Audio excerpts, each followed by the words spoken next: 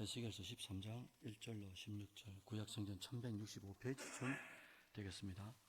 1절부터 함께 읽어봅니다. 시작. 여호와의 말씀이 내게 임하여 이르시되, 인자야, 너는 이스라엘에 예언하는 선지자들에게 경고하여 예언하되, 자기 마음대로 예언하는 자에게 말하기를, 너희는 여호와의 말씀을 들으라.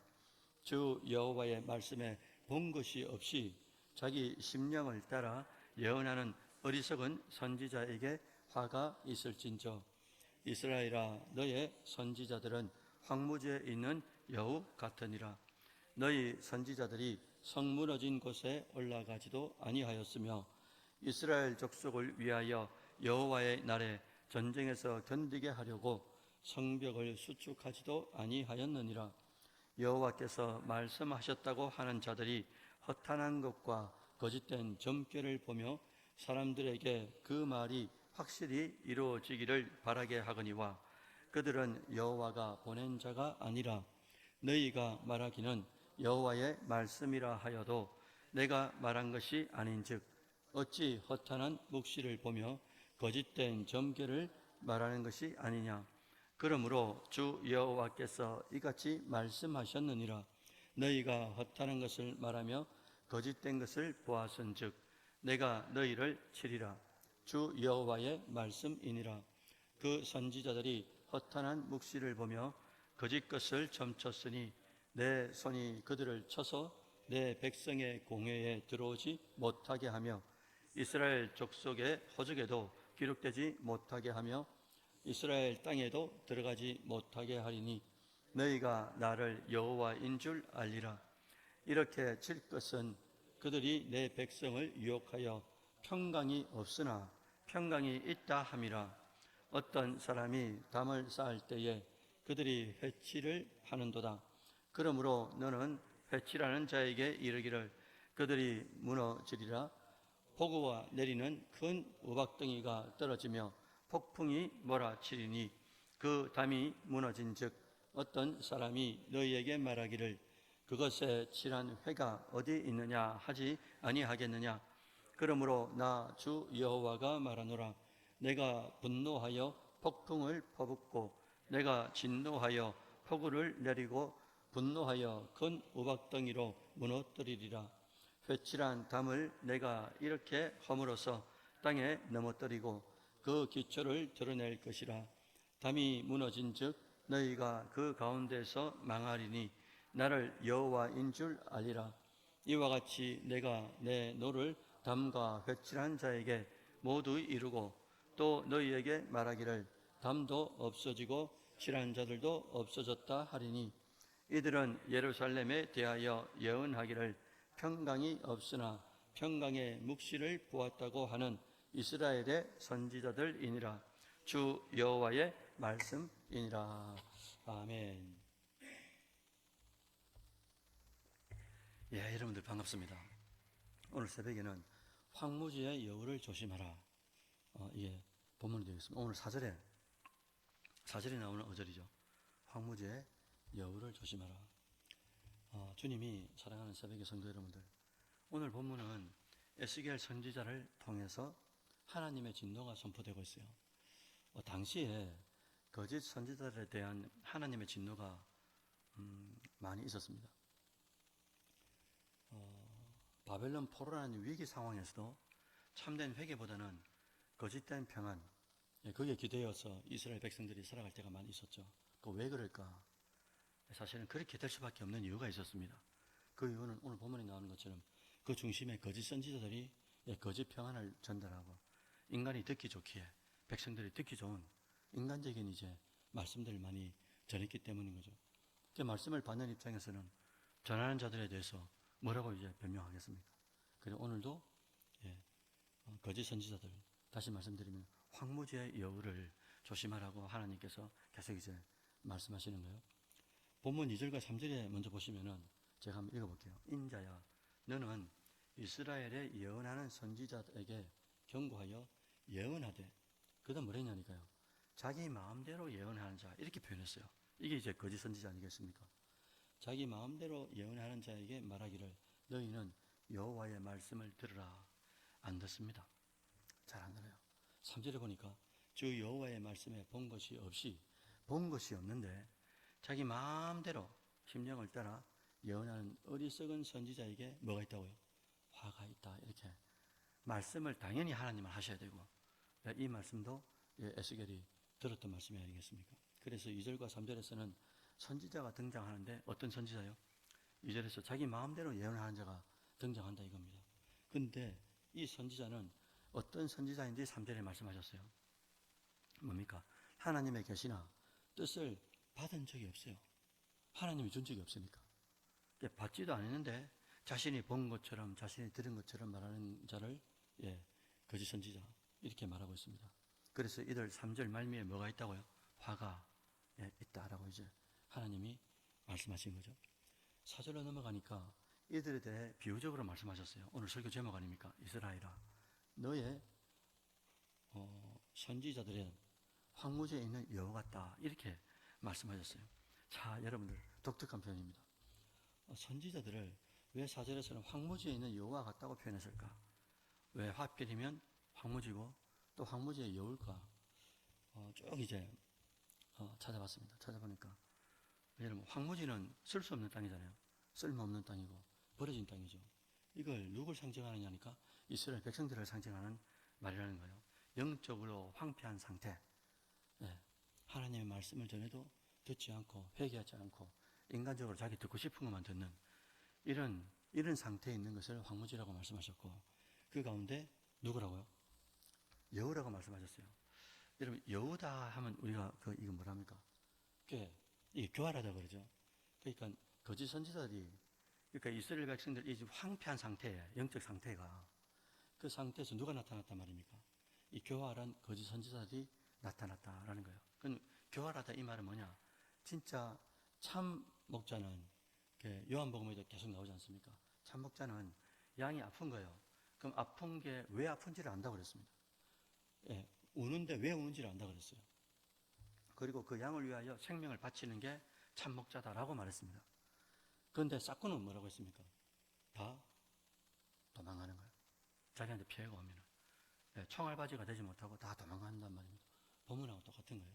그리고 10절에 보니까 이렇게 칠 것은 그들이 내 백성을 유혹하여, 그 다음 뭐라고 했냐면 10절에 평강이 없는데 평강이 있다라고 말씀을 전하는 거예요. 그리고 어떤 사람이 담을 쌓을 때에 그들이 해치를 하는다 이렇게 이제 표현한 겁니다. 자, 10절에서는 거짓 선지자들이 화에 있을 두 가지 사역을 한다고 기록한 거예요. 하나는 평강이 없습니다. 저 집사님, 권사님, 평강, 저렇게 가면 안 되는 거예요. 절벽 끝에 서 있는데. 근데, 집사님 괜찮습니다. 하나님께서 평안하게 하실 겁니다. 아니요. 아니란 말입니다. 평강하지 않은데 계속 듣기 좋은 인간적인 복음을 계속 전한다 이거예요. 그러면서 하나님의 징계가 분명히 그 절벽 끝에 있는데 그거를 말씀을 하지 않는다는 겁니다. 왜? 사람이 듣기에 좋은 말씀을 전하기 때문에. 두 번째로 거짓 선지자들은 회칠하는 사역을 한다는 거예요. 회칠한다는 말이 뭡니까 여러분들? 그 당시에 값싼 재료를 가지고 칠합니다. 그래가지고 엄청나게 고급스럽게 보이는 것을 회칠한다 이런 관념구가 있었어요. 그래서 우리가 잘 알고 있는 예수님께서도 사역하실 때 공생애 중에 뭐라고 말씀하셨냐니까 마태복음 23장 27절에 보시면 이렇게 말씀하셨어요. 화에 설진저 외식하는 서기관들과 바리새인들이여 회칠한 무덤 같으니 겉으로는 어떻게 한다고요? 아름답게 보이지만은 그 안에는 죽은 사람의 뼈와 모든 더러운 것이 가득하다 이렇게 말씀하셨어요. 무덤을 만들었는데 무덤 겉에는 회칠을 딱 해놓으니까 얼마나 이뻐 보입니까? 근데 그 안에는 어떤 일이 일어나고 있는 거예요? 이미 죽어서 썩어져 문드러 구덩이가 넘치고 있는데 겉으로 보니까 회칠한 이렇게 누가 말입니까? 서기관과 바리새인들. 우리도 그럴 수 있다라는 거죠. 그래서 이걸 다른 한마디로 말하면 외식한단 말이죠. 박과대 자다가 꿈을 식자죠. 박과대 자에다가 꿈을 식자. 겉으로 꾸미는 것. 그게 회치를 한단 말입니다. 이것은 거짓 선지자들이 이스라엘 백성의 영적 상태에 대해서 단순히 겉으로만 위선적인 말을 하는 것을 상징하는 내용이에요.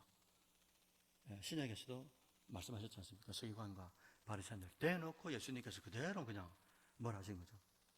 잘 됩니다. 아니, 집사님, 권사님, 괜찮아요. 하나님께서 사랑하시지 않습니까? 얼마나 듣기는 좋아요. 그런데 그게 왜 그러느냐? 예, 거짓 선지자가 첫째는 하나님께로부터 받은 게 없고요. 그 다음에 인간적인 그런 사역들을 하기 때문에 사람에게 좋은 말 하고, 그리고 결국에는 뭡니까? 바리새인도 전부 다 자기 배부르게 하고 자기 이제 주머니, 여기 이제 돈 주머니를 가득 채우는 그런 목적이 있는 것 아닙니까? 자기 욕심과 욕망에 차 있는 사람들. 여러분, 이게 이제 남의 이야기 아닙니다. 어목사 이야기도 똑같아요. 그래서 여러분들이 저를 위해서 기도해 주실 때 오늘 본문에 하나님, 우리 목사님 이 거짓 선지자가 되지 않도록 붙잡아 주셔야 됩니다. 아까 말씀하셨죠. 평안하다, 평안하다. 듣기에 좋은 말씀 안 됩니다.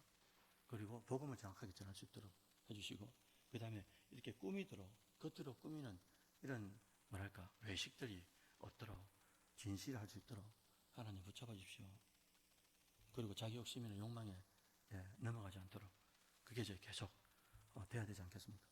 결국 이 거짓 선지자들에게 하나님은 어떻게 심판하시는가? 11절에 보니까 장대비가 내리고 우박덩이라고 했어요. 우박덩이가 떨어지면서 폭풍이 일어난다라고 말씀하신 거예요. 왜? 왜냐하니까 하나님께서 세우지 않은 인생의 담, 거짓된 위로와 격려로 세운 집은 하나님께서 도운 적이 없는데 어떻게 그게 남아나겠어요? 하나님의 말씀을 준 적도 없고, 담을 쌓는 이 사람들에게 하나님께서 반석되는 이 도움을 준 적도 없어요. 당연히 무너지는 거죠. 오늘 우리가 좀 뒤돌아봐야 될 것 같아요. 나는 하나님 말씀에 진짜 서 있는가? 아니면 나를 위로해주는 말만, 나에게 필요한 말만 골라 듣는 건가? 그래서 우리가 지난 주일날 오전에 말씀 들었지 않습니까? 우리가 신앙 성숙을 위한 필수 과정이 있는데 그게 뭐라고요? 훈련이라고 말씀드렸고, 근데 이 훈련 중에서도 엄청나게 많습니다. 훈련이, 신앙 훈련이. 근데 그 중에서도 뭐라고요? 제가 뭐라고 했죠? 무슨 훈련이라고요? 해석이라 했지 않습니까? 그래서 10편 119편 11절에 뭐라고 했습니까? 우리가 죄를 짓지 않기 위해서, 범죄하지 않기 위해서 하나님 말씀을 마음에 뒀습니다. 얼마나 멋진 표현입니까? 마음을 지키라라고 첫 번째 말씀드렸고, 어떻게 지키는가? 하나님 말씀이 우리 안에 있어야 요한복음 14장 26절에 가장 좋아하는 구절이거든요. 성령께서 모든 것들을 생각나게 하실 거다. 내 안에 말씀이 있어야 이 말씀을 가지고 원저자인 성령께서 생각나게 하시는 거죠. 탕 하고 생각이 나는 거예요. 생각이 나는 거예요. 생각이. 우리가 생각하겠다 해서 생각이 나는 거예요. 저도 주일학교 아이들이나 우리 청년들이나 우리 그 청년쌤들이 시험 친다고 하잖아요. 그럼 항상 기도하는 제목이 있습니다. 뭐냐니까 하나님, 우리 청년들이 반드시 공부했을 텐데 공부한 것들이 요한복음 14장 26절 그대로 적용되길 원합니다.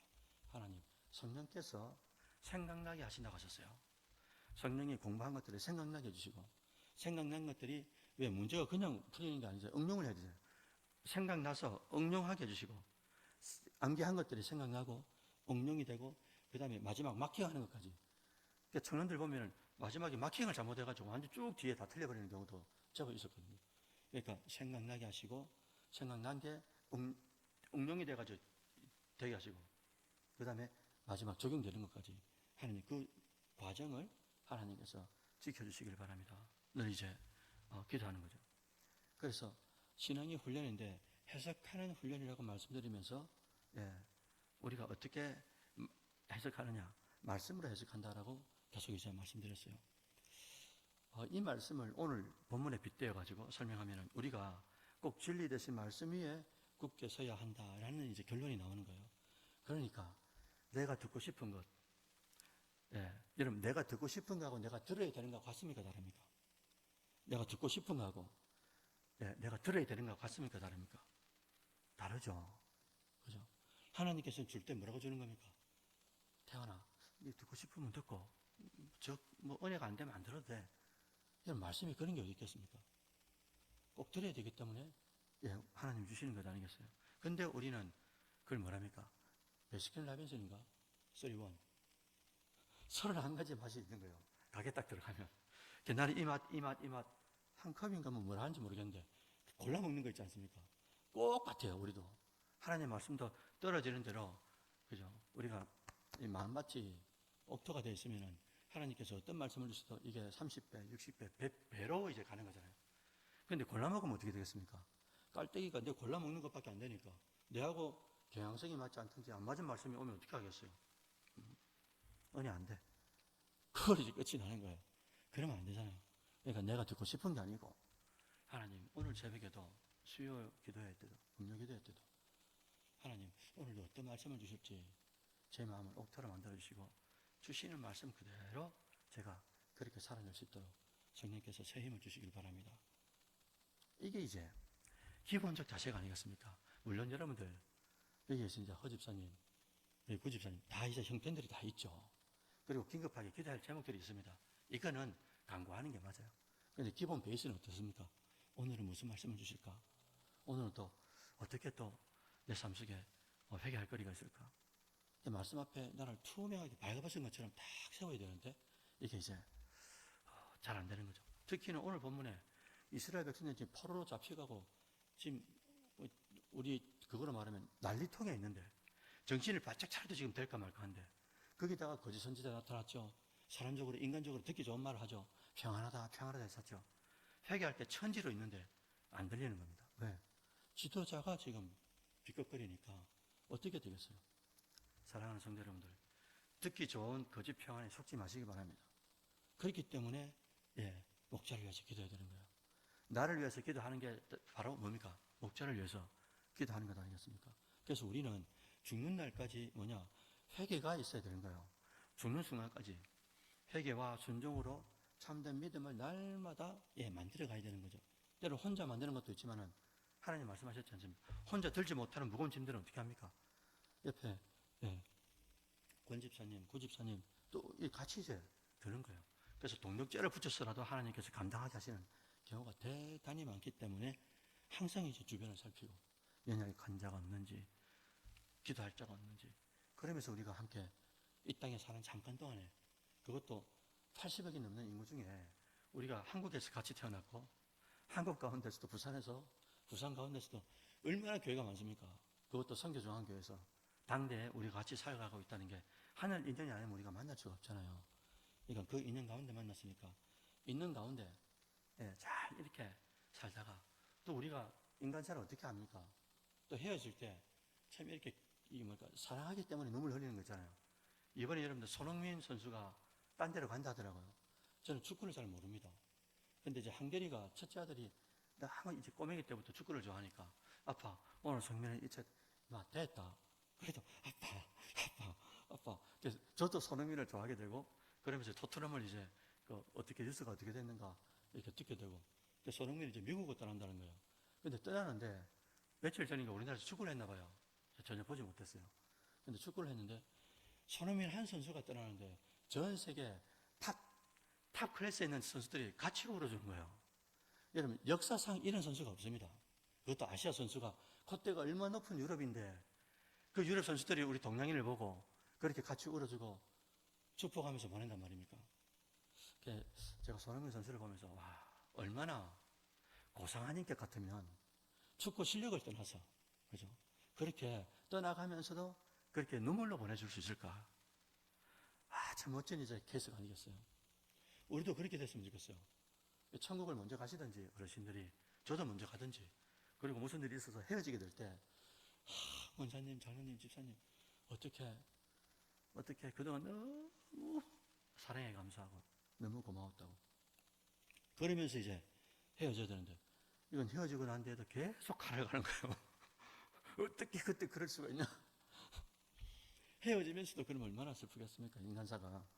그러니까 여러분 우리가 죽는 날까지 들을 걸 잘 듣고요. 들은 것들을 또 이제 잘 응용하고 그리고 삶 속에 적용하고 그러면서 평안이 아니면 아니라고 말씀을 하셔야죠. 그리고 위험합니다. 집사님. 그거 위험합니다. 진짜 그렇게 하지 마시고 같이 기도할 테니까 다시 다른 방법을 한번 찾아봅시다. 이게 이제 진짜 이제 크리스찬들 아니겠습니까? 오늘 하루도 참된 믿음 그리고 우리가 무엇을 들었는가 진짜 듣고 싶은 게 아니고 들어야 되는 것들을 듣게 하옵소서 하나님. 들어야 되는 걸 들어야 되겠습니다. 내가 영적 상태를 내가 모르기 때문에 하나님 들어야 되는 것들을 듣게 하셔서 그 말씀 그대로 환경이 어떠하든 상황이 어떠하든 그것을 잘 넘어가지고 하나님 말씀 앞에 그대로 내 인생을 실을 수 있도록 주님 붙잡아 주십시오. 그런 인생이 되시기를 주의 이름으로 축원드립니다. 아멘.